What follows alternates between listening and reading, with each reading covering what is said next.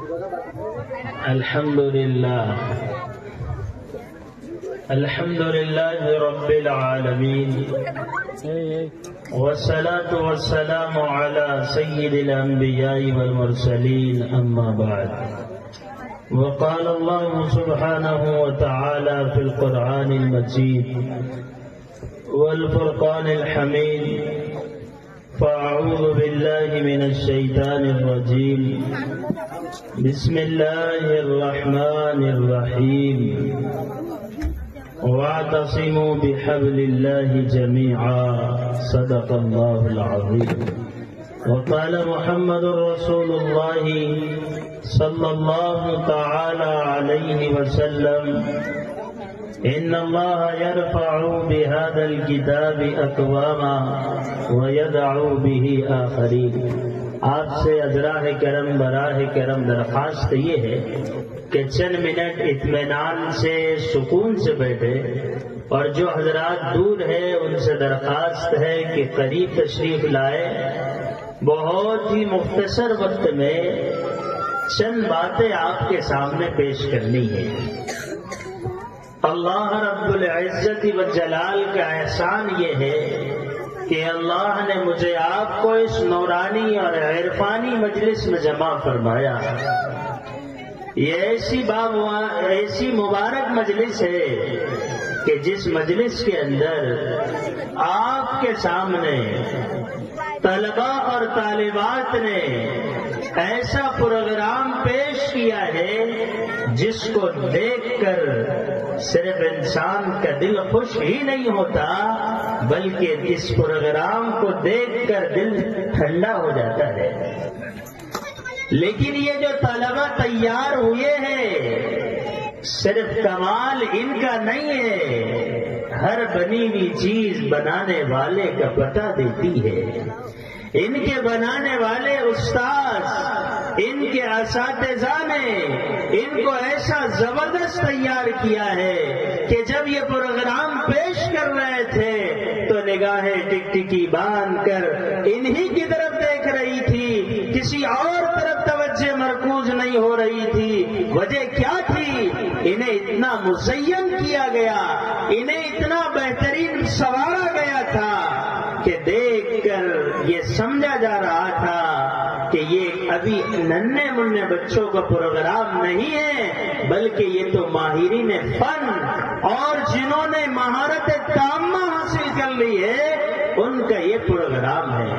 اللہ جزائے خیر عطا فرمائے یہاں کے امام و خطیب حافظ صاحب کو اور ان کے معاونین کو کہ انہوں نے ایسی مجلس منعقد کی جس میں اسکول کے طلباء، مدارس کے طلباء اور طالبات کو دونوں کو یہاں پہ جمع کر دیا. کیونکہ بزرگوں، زمانے کی ضرورت یہ ہے کہ دونوں علم کو حاصل کیا جائے. ایک علم قرآن کا ہے، ایک علم حدیث کا ہے. یہ تو وہ علم ہے جو ہماری دنیا اور آخرت کو سنوار دیتا ہے. جو اس علم کو حاصل کرنے والے بچے اور بچیاں ہیں ان کی آخرت تو سنورتی ہی سنورتی ہے. لیکن جب کوئی معصوم بچہ یا جب کوئی معصوم بچی اللہ کے کسی کلام کو یاد کر لیتی ہے، حدیث کے کسی ٹکڑے کو حفظ کر لیتی ہے، تو ماں باپ کے لیے بھی فضیلتوں کا، رفعتوں کا، بلندیوں کا اللہ اس عمل کی برکت سے فیصلہ کر دیتے ہیں. کسی بچے نے آیت الکرسی سنائی، کسی بچی نے آیت الکرسی سنائی، کس نے کچھ. مختصر وقت ہے، زیادہ تفصیل کا موقع نہیں. خلاصہ یہ ہے کہ یہاں پر آئے اور اللہ کی بات انہوں نے کر دی. ہمیں معلوم نہیں جب ہمارا بچہ لفظ اللہ کہتا ہے تو ماں باپ کی اللہ مغفرت کر دیتا ہے. حضرت عیسیٰ علیہ السلام ایک قبرستان سے گزر رہے تھے. امام رازی رحمت اللہ علیہ نے اپنی تفسیر میں اس واقعے کو جگہ دی ہے. اللہ کی طرف سے کشف ہوا، الہام ہوا، محسوس ہوا کہ قبر میں اس بندے کو عذاب ہو رہا ہے۔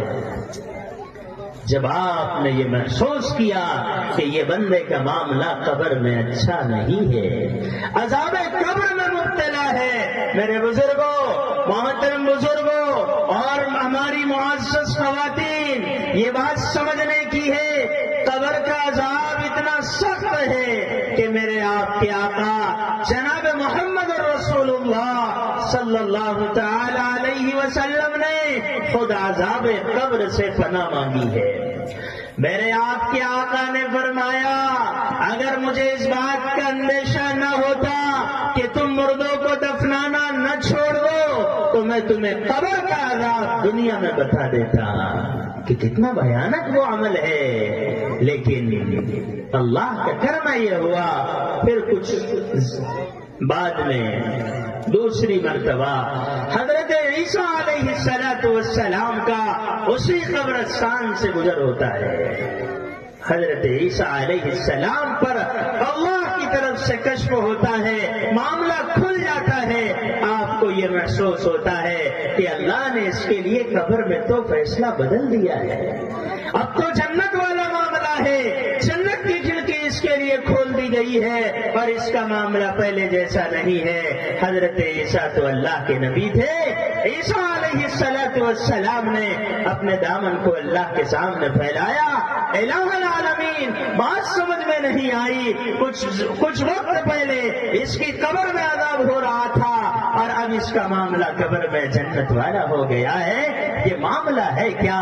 تو یہ بات مجھ پہ کھول دے۔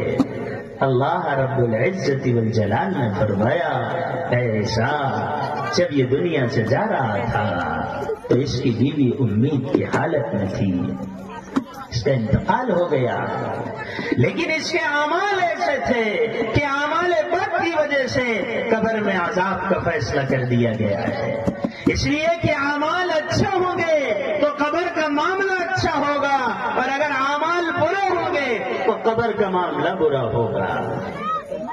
لیکن کچھ وقت گزر جانے کے بعد اس کے گھر میں ولادت ہوئی اور بچہ پیدا ہوا، ماں نے اس بچے کی پرورش کی۔ جب بچہ تھوڑا بڑا ہوا اور یہ بچہ مکتب میں جانے کے لائق ہو گیا تو اس کی ماں نے اس بچے کو مکتب میں روانہ کیا، کیونکہ مکتب کی تعلیم، اور جب مکتب میں بچہ جاتا ہے تو ماں باپ کے لیے مغفرت کا فیصلہ ہوتا ہے۔ کہا یہ جب بچہ مکتب میں داخل ہوا اور امام محترم نے اس بچے کو پڑھایا، جیسے پہلے دن طالب علم کو، بچے ہو یا بچی ہو، اسے پڑھایا جاتا ہے بسم اللہ الرحمن الرحیم، ایسا ٹکڑے کر کر کے استاد اسے پڑھاتے ہیں، اسے سکھاتے ہیں۔ جب بچے نے یہ کلمات کہے کہ شروع اللہ کے نام سے جو بڑا مہربان نہایت رحم کرنے والا ہے، جب بچے نے یہ جملہ کہا ہے اور بچے نے یہ اللہ کی تعریف کی ہے، اللہ کے رحمان اور رحیم ہونے کی بات کہی ہے، تو اللہ رب العزت والجلال نے فرشتوں سے کہا کہ تم اس کے لیے جنت کا معاملہ کر دو، یہ جو عذاب کا معاملہ ہے اسے ختم کر دو، اس کے لیے جنت کا فیصلہ کر دو، کیونکہ اس کا بیٹا زمین کے اوپر یہ کہتا ہے کہ شروع سے اللہ کے نام سے جو بڑا مہربان نہایت رحم کرنے والا ہے، اب میں رحم کرنے والا ہوں اور کرم کرنے والا ہوں، یہ تو اس کا بچہ زمین پہ کہتا ہو اور میں اسے قبر میں عذاب دوں، یہ میری شایان شان نہیں ہے، لہذا اس کے لیے جنت کا فیصلہ ہو گیا۔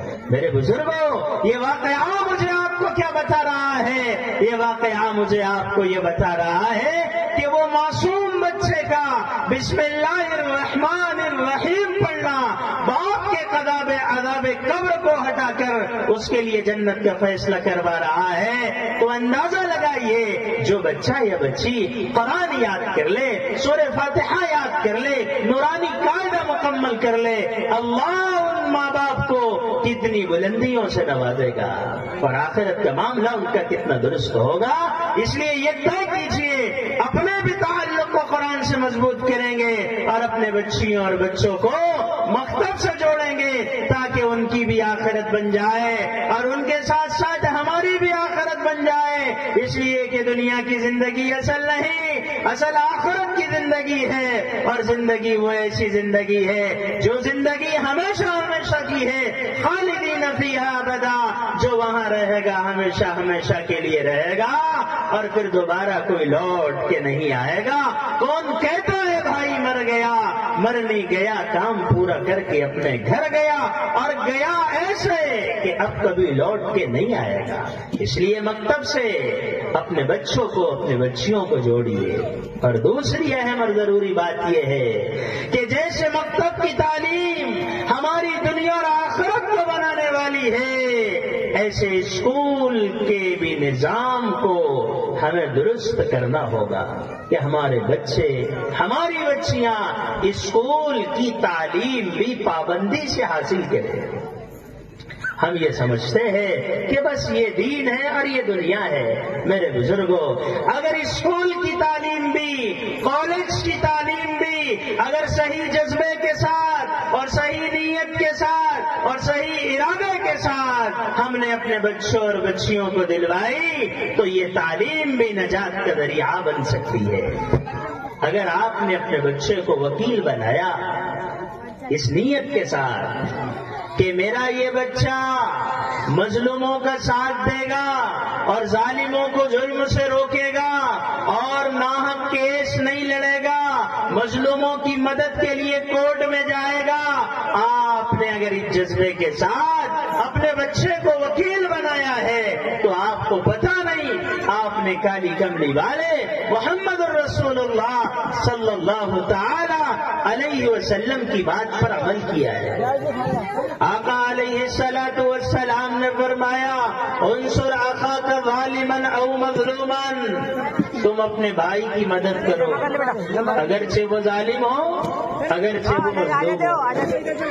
نبی علیہ الصلوۃ والسلام فرما رہے کہ ظالم ہو یا مظلوم ہو تمہیں اپنے بھائی کی مدد کرنا ہے. صحابہ نے فرمایا ہمیں ظالم کی مدد سمجھ میں نہیں آئی، مظلوم کی مدد سمجھ میں آ گئی.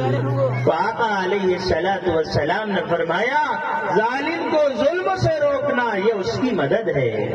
اب یہ ظالم کو ظلم سے کیسے روک سکتا ہے اور مظلوم کو حق کیسے دلوا سکتا ہے؟ اس کے لیے بہترین عمل یہ ہے کہ اگر بچہ وکیل بنے گا، مظلوموں کو صحیح مشورہ دے گا، ان کا تعاون کرے گا.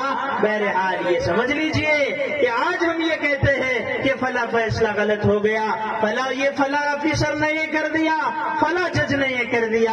میرے بھائیوں، یہ رونے کی ضرورت نہیں ہے. ہمیں اپنے بچوں کو وہ تعلیم دلانی ہے کہ ہمارا بچہ جج بنے، ہمارا بچہ بڑا آفیسر بنے، تاکہ دنیا بھی ہماری درست ہو اور آخرت بھی ہماری درست ہو.